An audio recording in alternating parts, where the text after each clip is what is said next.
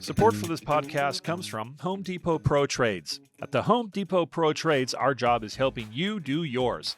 Powered by HD Supply, we are uniquely positioned to help drive your business through unrivaled access to professional-grade plumbing, electrical, and HVAC products, and innovative business solutions such as our Stockwise inventory management program, fully customizable to meet your needs and improve productivity. Our national network of distribution centers and more than 2,200 store locations provide national reach with a local focus, giving unmatched convenience and product availability. We power pros to do more. Welcome to Successful Contractor, powered by Certain Path, formerly Success Group International, a show for residential contractors about residential contractors. We chronicle business journeys, share insights, and celebrate successes in this wonderful industry. I'm your host, Bob Houchin. As a reminder, all episodes of The Successful Contractor are available on YouTube, as well as your podcast player of choice. And for more information on how Certain Path can put your contracting company on a certain path to success, visit our website, www.mycertainpath.com. I'm excited to bring to you an interview with Penny Austad, owner of Krumm Exteriors KangaRoof in New Richmond, Wisconsin. Penny's been very busy this last year plus. She bought the business from its founders in October of 2021, and in her first full year as owner, she led the team to some tremendous success. Sales jumped from $3 million to $10 million. Now, a lot of that was aided by several storms, but the team rallied together to make the very best of those opportunities. Penny's also been busy looking for ways to augment the company's culture. She does a great job by managing performance by placing an emphasis on one-on-ones, as you'll hear. This is just the beginning of this new era of Krumm Exteriors KangaRoof. Penny has sights on hitting $10 million in retail sales within the next 10 years, and she believes her team can do it. I do too. She places an emphasis on what's best for the team and for their customers. So without further ado, here's Penny Austad, owner of Krumm Exteriors KangaRoof in New Richmond, Wisconsin. I hope you enjoy our conversation and take away a nugget or two. Penny, thank you so much for joining me today. I'm really looking forward to this. Thanks for having me. For anyone who hasn't had the pleasure of meeting you at an event or training, can you share with everyone your name, your company name, and where you guys are located? So I am Penny Austad, and our company name is Krumm Exteriors KangaRoof, and we are located in New Richmond, Wisconsin. And I was just looking, that's close. It's pretty much like a Minneapolis suburb almost, right? It's yeah, pretty close. We're closer to St. Paul, so Paul. Minneapolis is on the other side. But yeah, we're right there on the border. Okay, very good. And you guys service in Minnesota and Wisconsin. Like, how far is your service area? We go about an hour from our office. Okay. We live in a pretty rural area, so. Very good. And we're talking for a very good reason. You guys are just having a fantastic year. Yeah. A little weather aided, but still a fantastic year. You said you're hoping to do what by the end of the year? At this point, if they keep going the way they're going, we'll be at 10 million. Wow. And you said you had a couple storms, but even before that, retail was doing really well too. Yeah, right? we were on track to about 5 million retail. Yeah, that's sensational. And the year before, what were you doing? We were at like 3.5. So big growth. That's exciting. Yeah. You're probably tired. I am. That's great. Well, no, congratulations on the success. I look forward to digging into how that's happened. Before we do that, a big part of the show, I love learning people's stories and how they got to where they are. You started as an employee for Krumm in 2015. Yeah, 2015. And we'll talk about you buying a company. But before that, what were you doing before? What's your background? So my background really was in accounting, in different car dealers. I was actually in the car business for about 10 years. Okay. And then I had gone and worked at an egg dealership. So a John Deere dealership. Oh, okay. And so we had they had 10 locations at the time. And so I was the assistant accounting manager for all 10 locations. And then I had gotten sick with some health issues that made it so I really couldn't work for about a year. And I decided to go back and finish my bachelor's degree finally. Really? And then I talked to Mike, called me, and I'd kind of known Mike through some different groups that we were in and motorcycle riding and stuff. Oh, is that right? That's interesting. Yeah. And so then 2015, he just asked if I would help him come and help him grow his business. So that was it. He said, let's help me grow the business, right? Okay. Yeah. And where was the business at that point? It was still in Richmond, but it was in his basement. Okay, wow. All right. And how was it pretty small? Was it less than $1 million or where was it? Yeah, they would hover between 800 and $1 million. Okay. And There was two, so it was Mike and Cheryl, which Yep. were the owners, and then 2 installers. Okay. Wow, that was it. And then you. So what what did you think of this? Like what were some of the things you're like, oh man, we need to change this or that right away? Getting a new CRM. Okay. That was a huge thing. They were estimating on Excel spreadsheets. Wow. They were, a CRM and then it was double entry into QuickBooks. And it was a lot of extra work that had to be done just to get things done. And Yeah. What do you guys use now? so we use AccuLinks. Okay.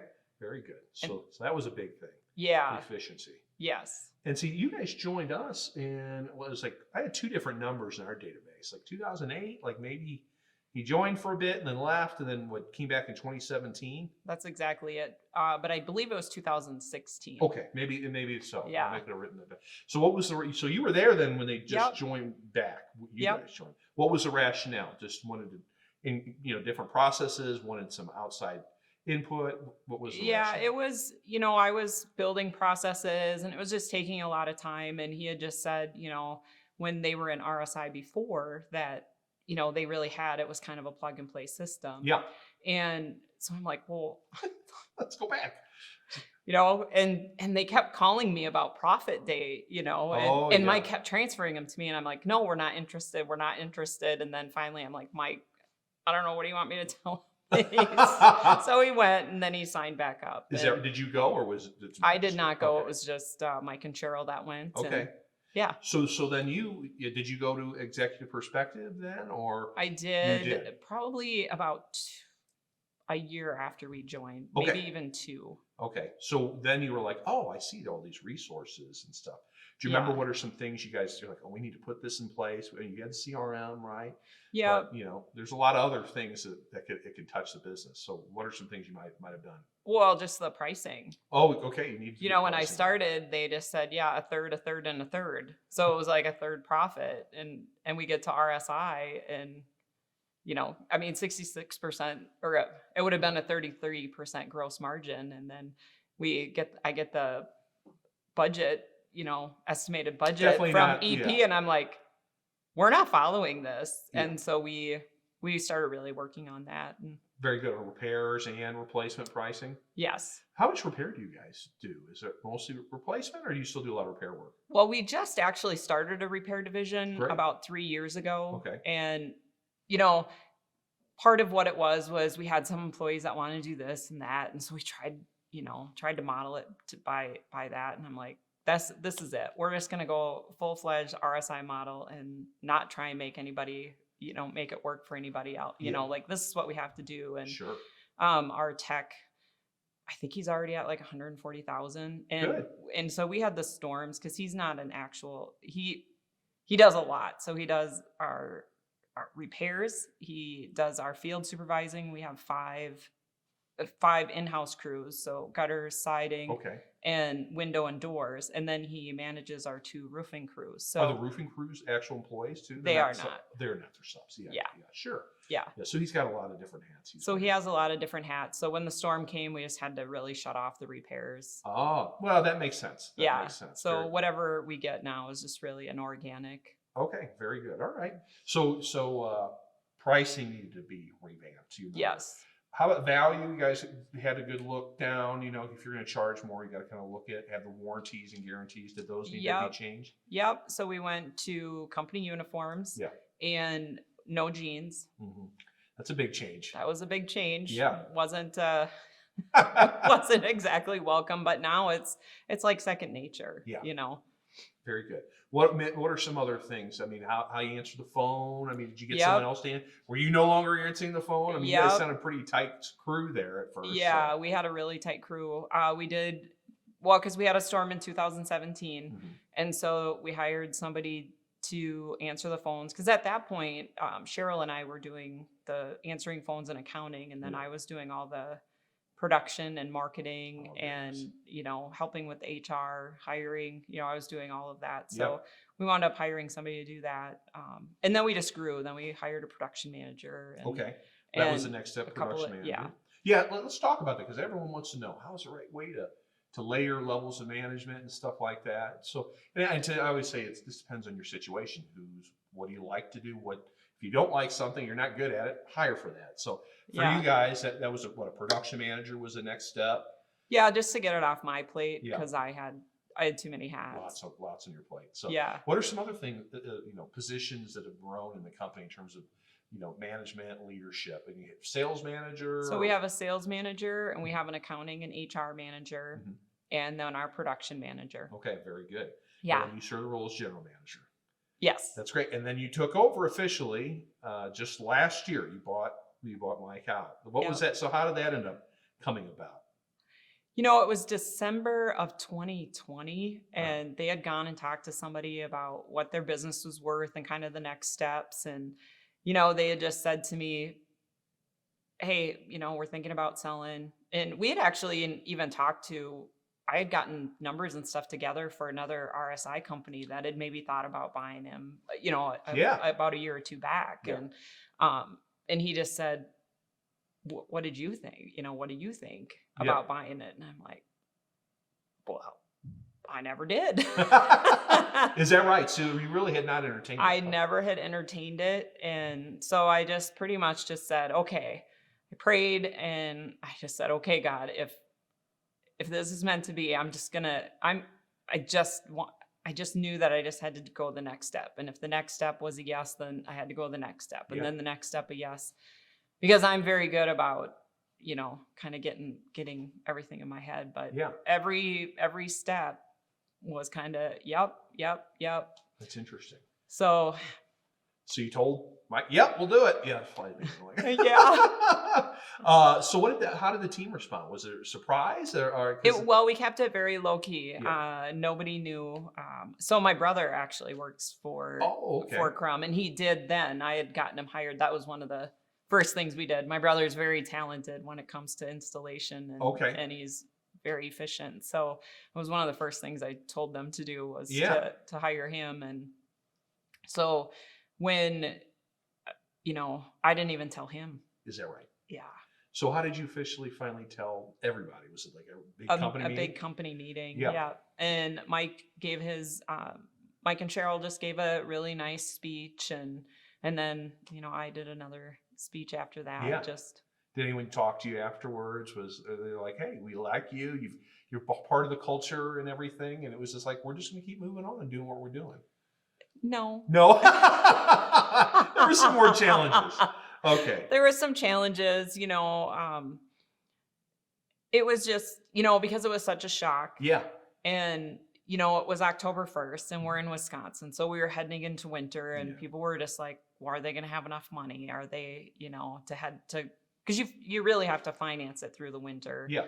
From what you make all summer. Sure. And, Yeah. And so it was just reassuring them that their paycheck they were going to get their paychecks. Yeah. They were, this is a good thing, just that kind of thing. Yeah. And just set their minds at ease, right? Because change can be scary. So. It is. Yeah. It can be very scary. And in a small company, it's, when it's your livelihood. Oh yeah. And so, as something that we just took very seriously that, just try and help them through that. Were there certain things that when you took ownership, you're like, okay, these are things I wanted to do, but maybe Mike didn't agree with it or something? Were some little changes at that point that you thought needed to be made? Yeah. What were some of those things?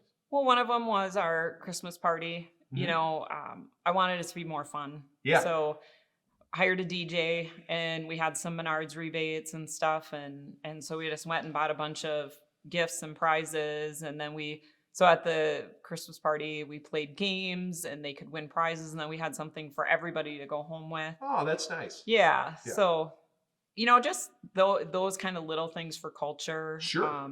I wanted to give back to the community. So any kind of sponsorship thing really that came about, we would sponsor. You sponsored that. Did Yep. you go looking for it, or did you ask the team to give you recommendations, or how'd that kind of come about? So there is just kind of, so there's one thing that one of our guys was helping plan. It's called Wheels and Wings. It's a Okay. little local like show that they just put on, a little air show at a local airport in Osceola, and he was helping plan it. Uh-huh. And so he's just like, well, you guys want to sponsor? I go, well, what are you doing? He goes, well, I'm helping plan it. I said, of course we're going to sponsor, Yeah. you know, and it was more, and we got a booth and all of that stuff, and it was great. neat. But, you know, just the biggest thing is if our team is out there supporting the community, we want to support them. Yeah, for sure. What are some other things that maybe you've tweaked in terms of communication with the team or culture building? Do you guys get together more often? Or Yep. So we did a tubing in Did you February. really? Yeah. So there's snow Tubing. tubing. I was gonna say Snow tubing tubing. in February. I'm like, wait a minute, isn't it frozen? Yeah. So snow tubing. Okay. snow tubing. And so my mom made, you know, some soup. I made some chili, and we just had it all at the place and just, just did that for a few hours. And we were going to do a canoe trip down the St. Croix River, but it just, time got away from us, and now it's getting cold. So Right. But we'll do something again this winter. Our goal is to do it every quarter. That's great. I was going to say, you've only been in charge for a year. So I mean, Yeah. it's okay. You've already done a couple things. That's neat, though. And I guess I always felt like, you know, because we do stuff at Certain Path, SGI, and everyone's just gets together, you know, afterwards there's just a better vibe. You know, everyone gets along a little better. You're interacting with other departments you don't typically interact with. And so it just, you feel a little more tight knit. So that stuff goes a long way. Yeah. Even the simple things like just, hey, I appreciate you. Yeah. Hey, that's awesome. You hit $1 million. That's fantastic. You know, just stuff like that, you know, happy anniversary, you know, just the little things like that. Mm-hmm. That's lunches here and there. Oh, we started grilling out Fridays. One of the salespeople had said, can we start grilling out on Fridays? I'm like, sure. And I had a Menards, you know, like the 3% back. Yeah. And I go, is this enough to get a grill? Yep, I can do that. And so we went and got the grill. And That's so great. we've been grilling out Fridays. I mean, and that's when right. we can. You know, and he asked, and he said, Yeah. we'll do it. It's a Yeah. good idea. Why not? Yeah. That's really neat. That's interesting. So what are there any other big things and shifts in the last year? Because I mean, you've grown tremendously. Yeah. You know, and you said that you're getting the margins you want, even with the insurance work. Yeah. How about finding people? Like, where are you finding all these extra employees to run all this? Or is everyone just doing it? I'm telling you, like we have got I stuck know. in my glasses. We have been so blessed that people have been coming and saying that they want to come work for Is that us. right? Yes. Is it just from Some people that work there? referrals, Yeah. some referrals, like, so, well, actually, I think we have three employees right now that we're paying out our referral bonuses to. We offered a $2,000 referral bonus. Okay. So if the employee refers them, they get $2,000. Wow. For how long do they have to be there? Is it 6 months. 6 months. Okay. That's great. Yeah, 1,000 at 30 or at 90 days and 1,000 at 6 months. Wow. So That's great. And so how many sales, let's go break down. So how many salespeople do you have? currently we have 4. 4 salespeople. We had 5. Okay. You know. That happens. Yeah. We really do need 5. Mm-hmm. Yeah. And how about technicians? Like you got the one gentleman that's doing kind of repair work, right? And he's running the other departments. Yeah. You have And production. so, Go ahead. yeah. So we have a total of about 25 employees full time, and then 2 that run part time. Somebody that runs trailers when we're really busy, or trips to the supplier, and then I have somebody that just does our graphic design on the. Is that right? side. Oh, Yeah. that's fun. So let's see, production manager, office manager. What's your management team? Who's everybody in the management team?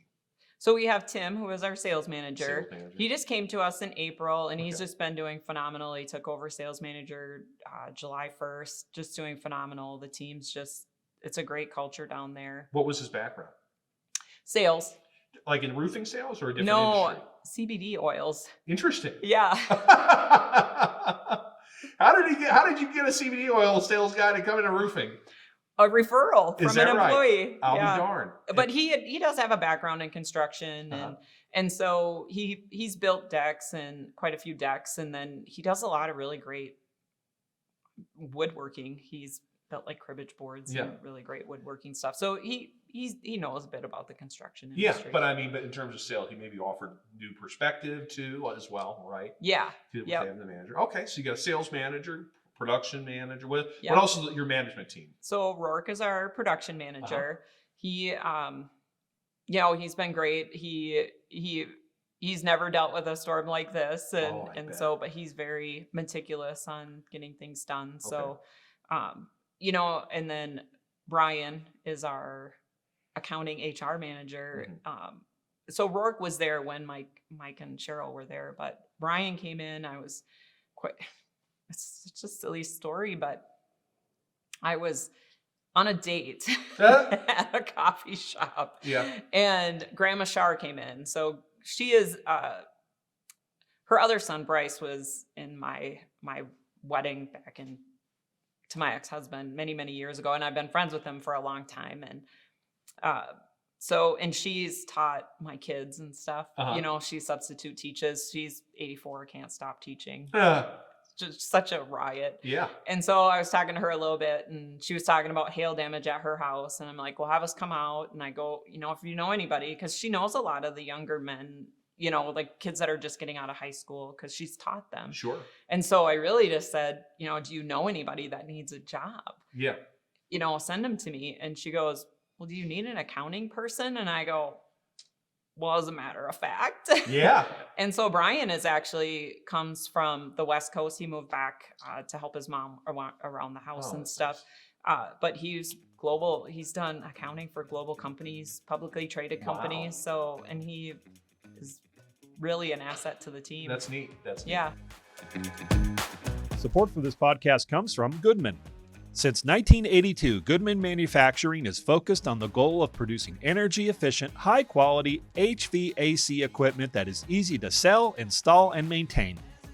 Goodman's continuous efforts have contributed to the success of HVAC dealers like you across towns and big cities throughout the country. Goodman produces a complete line of refreshingly affordable ducted split systems and packaged units. The company's current product line is supported by numerous technology enhancements, many exclusive to the Goodman brand. It's no wonder millions of homeowners say, thank goodness for Goodman. Now, do you guys meet every week? Yeah, or every Wednesday. Every Wednesday. What's the format of that meeting? Like, to discuss KPIs and production schedules, or what people? So I have one-on-ones with them. That's wonderful. That we do that. So the agenda is, what are your wins for the week? That's the first question. Great. And we go around the table. What are your struggles from the week? And is there anything that the management team can help you with? Yeah.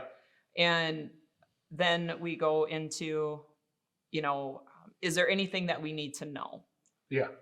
And then I get into the numbers. Like, this is where we're year to date with sales. This is where we are month to date. Here's where we are year to date with installation. Here's where we are month to date. This is our budget. Yeah. And so I do that, closing percentages, labor percentages. That's great. Keeping an eye on those numbers. That's everything, right? Yeah. People in the numbers. Yeah. What do your one-on-ones look like? So how frequently are you doing those? Once a week. Once a week. So when do you just find time in the morning, or just Nope, they're squeeze them scheduled. in? No, they're scheduled. They're on the calendar. Yeah. We meet, like, this is the time that we decided was a good time to meet. Yeah. And we don't switch it. Okay. Not very often do we switch it. Yeah. Yeah. What's the format? Like, what are there just similar questions you ask every time, or same things? Like, what do you need? Where are we at? Mm-hmm. Like with production, I'll talk to them and say, we have this many roofs right now. We have really 8 weeks left of roofing. So we need to do 10 roofs a week. So what do we need to do to get it done? Okay.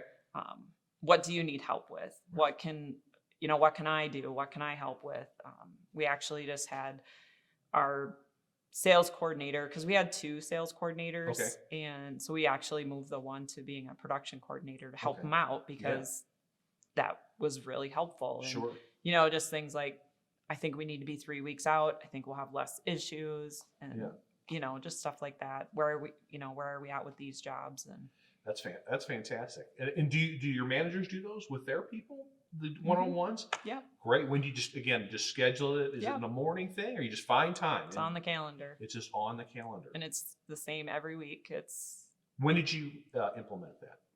I actually implemented it when I was the general manager with Krumm. Okay. Yeah. You saw the benefit of that right away. Yeah. Because I know that's something we talk about a lot, and it's a shift, Yeah. Oh, how do I find time to do that? Well, it means a lot because you get to figure out what's going on with your people, right?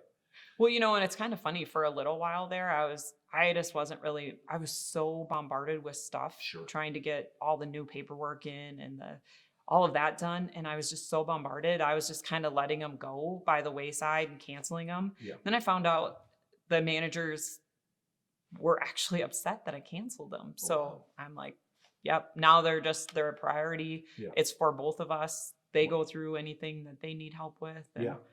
That's great. And they're all, you feel like they're always constructive. Yes. That's fantastic. Even though it's a weekly thing, they still, I guess you know what's going on with them, right? Yeah. Yeah. That's amazing. Well, in roofing, things come up. I mean, just in construction in general, like you can have 100 things come up in a day, let alone, so stuff comes up, and a lot of stuff comes up in a week. That's interesting. How about training? What's training look like at Krumm? Who handles it? You got a sales manager. I'm sure he's working with that team. That's our next step. That's the next step. We need to work on that. Training hasn't always been. Yeah. I've generally, because I've done every job. Sure. Outside of sales, I generally have trained everybody to, I train the CSRs, I've trained the accounting person, HR. Yeah. And so it's really getting that training plan set in place, getting something for the guys out in the field. We did get them vinyl siding certified. So through the Vinyl Siding Institute. So we do that kind of training, and we do certain videos from RSI or a certain path. Sure. Yeah. But it really does.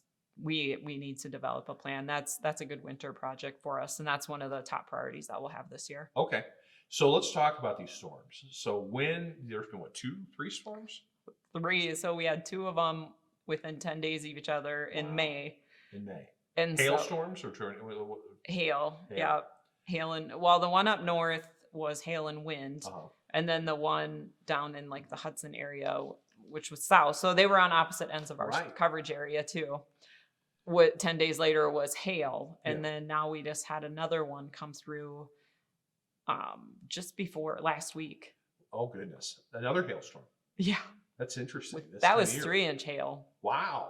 So you've been just nonstop. And some of you've added a few people, but it's hard to add enough people right away. So is everyone just working extra time and putting it in, taking advantage of it? Yeah. Oh, yeah. How do you, so are you doing door knocking, or is it just all the calls are coming in? People just call us. Is that right? Yeah. We have not done one door knock. Okay. And it's the sales guys are always the ones that go out first, and so how many calls are they usually so the first storm they were out, they were doing like 15-20 inspections. Yeah. Because it was just time at that point, it was just getting to meet with adjusters and getting the paperwork together. And so, but they've really had to scale back because they were exhausted. Oh, yeah. And so I just if we didn't get as much from this River Falls storm, I was just like, it's okay. You want to burn them out. Yeah. Yeah. So, I was telling you earlier, I had a conversation with someone about making sure to make the money you need to on these insurance jobs. So what's your secrets to get the right margin? I mean, how are you able to insure it? Because some people struggle with it. Well, we send in our estimate. We do our estimate like it would be a retail job, and we send it in, and they come back. Well, some of them, they've just dealt with us plenty of times, and they know that we're not trying to price gouge them. And so we are trusted within some of the insurance companies, but otherwise we'll just send in the estimate. Sometimes they'll be like, well, why is it this much? So-and-so. And, and a lot of times we get per bid coming back. Other ones are a little bit more of a struggle. You have to give them line item pricing, which we don't generally do. But then, we just say, well, the customer wants us to do their work. This is what it's going to cost to do the work. Yeah. So do you want the customer telling, do you want to go back and tell the customer, right. So Josie's really good. She's our top, she's been our top salesperson many years. I'm sure a lot of people have seen her go over she's been a crown champion over years. Yeah. So she's really good with them. She's really good at talking to them and developing that relationship with them. So, And how about what differentiates you guys from competitors when someone calls you out? You know, like how do you feel like people call KangaRoof? You know, to you guys are the ones I want to go with. I don't want to get a couple roofers to talk to, you know, feel them out. They're like, oh, these guys are hands down the best. What do you think differentiates yourself? well, just the value that we provide. Yeah. You know, we do the 10-year workmanship warranty. Mhm. We have, well, part of what we implemented this year was hoppy bags. Oh, what's that now? So it's like thank you gifts. So after the job's done, if they've done, I mean, we have a certain limit on it. I think it's like 5,000, but anybody that did over 5,000 gets this bag. Yeah. And it's a lunch cooler with our logo on it, and they get a cup and a tape measure and a couple pens, and then a kangaroo stress ball. That's funny.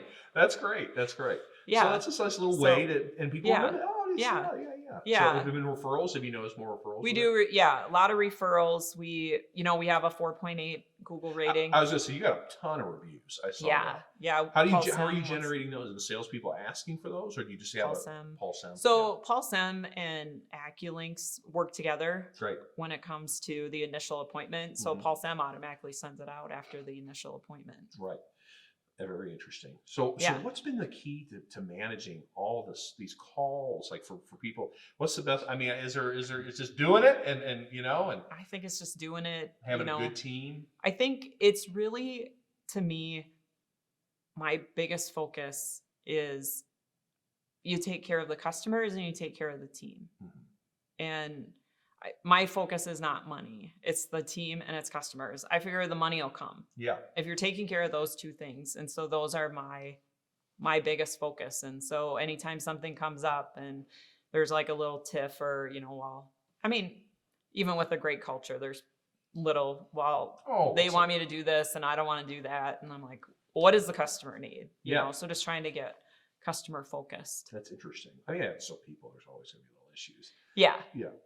So I'm always intrigued though. So you have this huge year, and obviously you're doing well before the storms hit it, but that sure put in a super drought. How do you plan for next year? I mean, you can't really plan for a storm, can you? When you're budgeting and trying to figure out what your manpower needs are going to be for the next year. So how do you approach that? Well, luckily, so for next year we're fine because we have all this storm work built up, right? Yeah. So for installation wise, we will stay busy because we can't get it all installed this year. Yeah. Winter's coming. Yeah. So is it really just shut down in Wisconsin for roofing? Does. Yeah, for a couple months. But we can do siding. Okay. Roofing and gutters shut down, but we can do siding, windows, doors. But a lot of the other stuff does shut down. Do your salespeople sell all that too? Mm-hmm. They sell all that. That's great. That's great. Yeah. So it keeps them busy at least through that period of time. Yeah. And those departments, I'm sure, is pretty busy throughout the year, right? Yes. Okay. That's very interesting. Well, that's great. I mean, you guys have been doing something. So how about advertising? I got to ask about advertising. Have you really needed to do much of anything? I mean, you got to keep your name out there. Yeah. We've kept up with our branding, like with our TV commercials and our radio commercials. Yeah. The brand guys do all that for us. The brand guys. Yes. Yeah. So they do all that for us. We've added some YouTube and Facebook pre-roll stuff. So we do that a little bit, but I shut off all home advisor leads. Right. We don't need them. Yeah. But I still do a mailer. And, in fact, I just signed up for another mailer that goes straight to the hail, the places that were damaged by hail. Yeah. So, I still do a couple of those, but yeah, I don't do near as much. No. Well, sure. I mean, it makes sense. It makes sense. Yeah. So how much TV and radio are you doing? I mean, is it pretty consistent or? Yeah. What's your message? What do they develop for you? Oh gosh, they do all kinds of stuff. Yeah. Like clock is ticking. So there's one that's coming up that the clock's ticking, winter's coming, Oh yeah. They do our help wanted one. Is that right? Yeah. She does. Monica does really great with that. Gosh, I don't even know. Yeah. They manage it completely. Yeah. That's neat. That's nice. So how about what TV stations are you on? Not sure. If it was news, yeah, you just trust them like, hey, that's the best money I spent. No, I get people telling us, oh, I saw you on TV. So Yeah. I'm like, and maybe I should know a little bit more, but it seems to be working. Yeah. You know, the branding is out there. Right. You know, I'll see on like word of mouth pages, and they'll be just like, I'm looking for I saw one, it was like, I'm looking for a recommendation on a roofer. I see that KangaRoof place running around. Are they any good? Yeah. Yeah. You know, That is one thing. The brand that is a very recognizable brand. It's hard to forget a kangaroo on the side of a truck. It is. It is. That's neat. And you know, we do fun things too. We'll do like the local parades and. Oh yeah, that's fantastic. Yeah. That's fantastic. Well, I guess wrapping up, what do you think the goals are for the business the next? I mean, here you are. You're brand new in the leadership role of it. Next 3, 5, 10 years. Do you have something in mind for it? Yeah. Well, you know, I kept, you know, telling the team like I wanted to be a $10 million retail company in 10 years. Okay. We need to find a building. We're so overpacked in the space that we're in. Yeah. And we're in 2 different spaces. Our warehouse is out at another place than our office. Oh, okay. And so we need to, that's one of the big goals that we have moving forward, is to get a building that's in one place. Yeah. Yeah. You know, budgeting for sales, my plan is to budget for 5 million. We were on track to do that this year retail. Yeah. I don't see why we can't do it next year retail. So, you know, budgeting the people for that. And yeah. Looking for more salespeople. What are some positions you need to add in the next year? a salesperson and a repair tech. A repair tech. A valid, you know, like one, just that's all he does. Right, right. Yeah, 'cause Yeah. there's really good margins in that work. That's great. Very much. Is there any other things you have in your strategic plan for the next year or so? For the next year, I haven't really had a ton of time to sit down and look at it. Yeah. That's coming up this month to be able to really sit down and look at it. Sure. We were doing quarterly meetings, right? We do our quarterly strategic meetings, and so I have to just go back through the SWOT analysis that we had at That's great. at the last you do the one. whole process. That's fantastic. Is it just with your management team or with everybody? Management team. But then we would have, our goal is to have quarterly meetings. We just have, again, got just bombarded with stuff. So, but yeah, quarterly meetings, all staff quarterly meetings. The last one was in May, so we're not too far out. Yeah. Quarterly plus some a little bit, but you need to get to that in there. Yeah. But it's unique opportunity when that much work falls in your lap. It's hard to say no to it, especially if you're running at the right margin for it. So I get that for sure. Yeah. So 10 million, you said, in how many years? In 10 I wanted to be 10 million in 10 years. In retail. And then in retail. And then you figure any storm stuff is just sprinkles on top. Is that what you look at it? Icing on the cake. I love it. Yeah. Kind of last question. What you're going to, how many of these have you gone to? Have you gone to all of them even with Mike before? No. I've never been to a fall one. Okay. And I was only at, I think before I bought it, I think I was only at one spring expo, San Antonio. Okay, so not a lot. No. So, this is exciting. I had to stay back and run the company while everybody else was here. Having fun. Yeah, no. But this will be great, though. A lot of good networking and opportunity. So if you talk to someone this week or someone that listens or watches this that maybe is a new roofer part of the family here, what advice might you have for him or her, and how to, if they're struggling to get their business moving in the right direction? Any kind of thoughts? I'm a firm believer in leading by example, and don't expect the team to do something you're not willing to do. Right.